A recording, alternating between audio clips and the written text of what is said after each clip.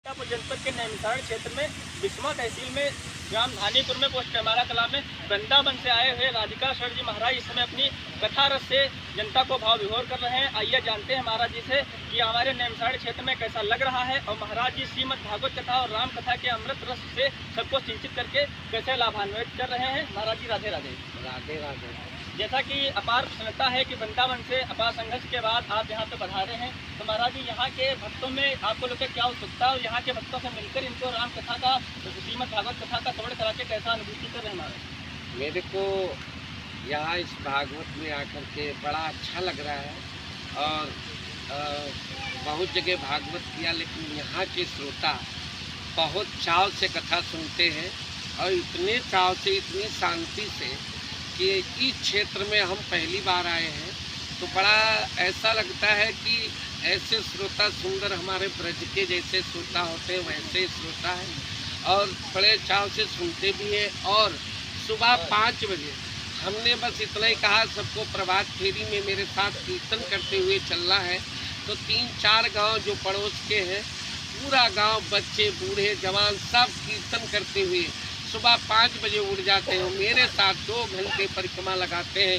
पूरे गांव क्षेत्र में और यहाँ की जो जनता है इतनी उत्साह है, इतनी उमंग कि प्रभु मैं हो गई है कि लगता है वृंदावन यही बन गया है। महाराज जी जैसा हम देख पा रहे थे कि यहाँ तो किशोरी जी भी आपके साथ में आए हैं, तो श्री राम कथा, श्री भक्तमाल कथा और श्रीमद् भागवत कथा है, तो आप जानना चाहेंगे कि आप कौन सी कथा करते हैं? जो किशोरी जी आपके साथ में कौन सी कथा श्रवण कराते हैं? हम श्रीमद् भागवत की कथा का श्रवण कराते हैं और श्री राधा किशोरी जी जो आई है वो श्री राम कथा का मिथिला भाषा में कथा सुनाती है और हम ब्रज भाषा में, और जो श्यामा किशोरी जी आई हैं वो सुंदर सुंदर पदों का गायन श्रवण कराती है।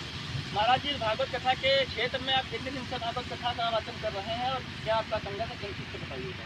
मैं लगभग इस क्षेत्र में लगभग मैं 20 साल से आ रहा हूँ नैमिषारण्य क्षेत्र में। तब से मैं क्षेत्र को सीतापुर, लखीमपुर, लखनऊ और जितने आसपास के ज़िला है सब ज़िलों में ये जो नैमिषारण्य क्षेत्र है सबसे पवित्र भूमि, सबसे बड़ा तीर्थ, और इस क्षेत्र के जो वासी हैं बहुत सुंदर है, बहुत सब प्यार इसमें देते हैं और बहुत सुंदर कथा चाहते हैं। महाराज जी जो हिंदू राष्ट्र को लेकर के आजकल बात चल रही है, पूरे देश में एक उमंग दिखाई है हिंदू राष्ट्र को लेकर, इससे आपका क्या कहना है? हमारा कहना है कि सबको लेकर के एक साथ हम सब हिंदू हैं, हम जितने भी हैं सब हिंदू हैं, जाति पाति इसमें कोई नहीं है।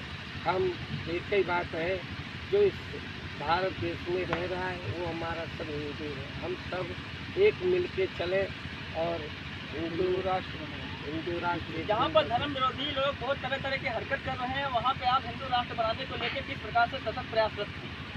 हम चाहते हैं कि कोशिश यही है कि पूरी हमारा हिंदू राष्ट्र बन जाए। हम लोग जब हम हिंदुस्तान में रहते हैं तो हमें हिंदू राष्ट्र होना। एक हमारे भारत के बहुत प्रसिद्ध संत हैं बागेश्वर धाम पीठाधीश्वर धीरेन्द्र शास्त्री जी, वो हिंदू राष्ट्र को लेकर के बहुत तरीके से प्रयासरत हैं, तो उनके विषय में आपका क्या विचार है? वो पर्चा वाला सिस्टम रखते हैं, अपना पर्चा बनाते हैं, उन पर सिद्धियों शक्तियों पर आपको क्या कहना है उसके विषय में?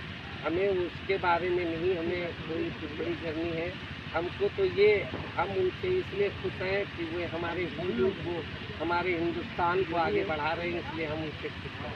हम उनके साथ हैं और सब हम चाहते हैं हम सबका साथ और विकास एक साथ। महाराज एक और अंतिम प्रश्न, जहाँ पर श्रीमद् भागवत का जिक्र होता है तो वहाँ पे बहुत से विद्वान जन कमेंट करते हैं कि श्री भागवत जी में राधा जी का नाम नहीं है, उस पर आपका क्या विचार है? राधा जी का नाम जो है, राधा जी का जैसे दूध में घी है दिखता नहीं है, दूध में घी है लेकिन दिखता नहीं है, ऐसे भागवत में राधा जी का नाम है।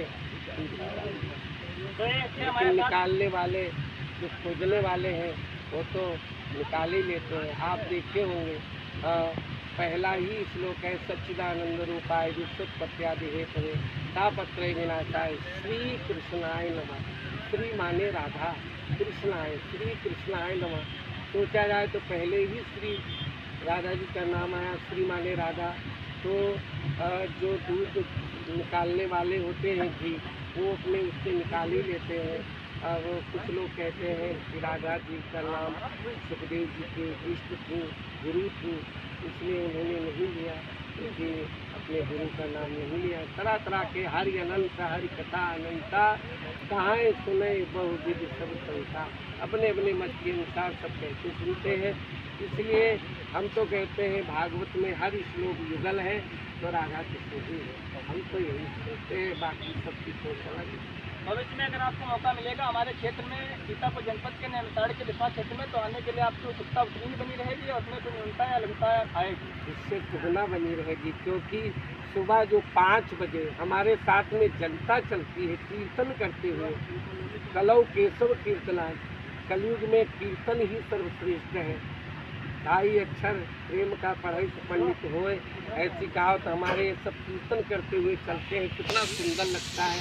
इसलिए हमारा तो दुगना नहीं 100 गुना उत्साह रहेगा अगली बार अगर हमारे। क्या उम्मीद लगती है महाराज जी, जैसे सरकार भी प्रयासरत है हिंदू राष्ट्र को लेकर के, आप सभी संस्थान भी प्रयासरत हैं, तो क्या हिंदू राष्ट्र भविष्य में बन पाएगा? क्यों नहीं बन पाएगा? कौन सा काज कठिन जगमाही तो नहीं हो भगवान की कृपा से, हनुमान जी की कृपा से सब काम हो।